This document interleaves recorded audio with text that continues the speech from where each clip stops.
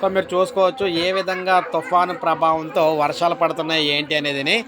AP తెలంగాణలో తుఫాను ఎఫెక్ట్తో భారీగా వర్షాలు అయితే వస్తున్నాయి, మీరు అందరూ గమనించవచ్చు.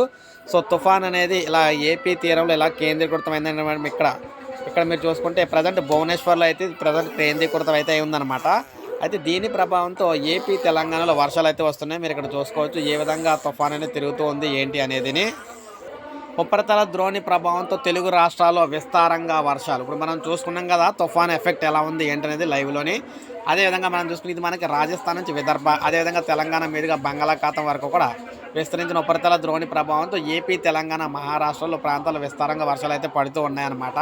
ముఖ్యంగా వాయుగుండం గంటకు 17 కిలోమీటర్ల వేగంతో ఉత్తర దిశగా అయితే కదులుతున్నట్లు తెలుస్తుంది, అమరావతిలోని వాతావరణ విభాగం తెలిపింది.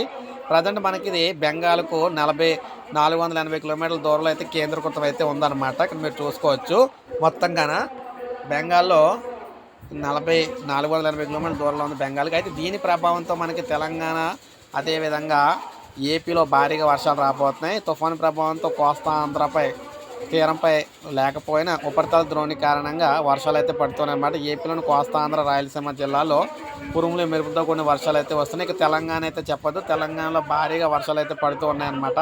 తెలంగాణ ఇప్పటికే చాలా జిల్లాల్లో భారీ వర్షాలు అయితే వస్తున్నాయి.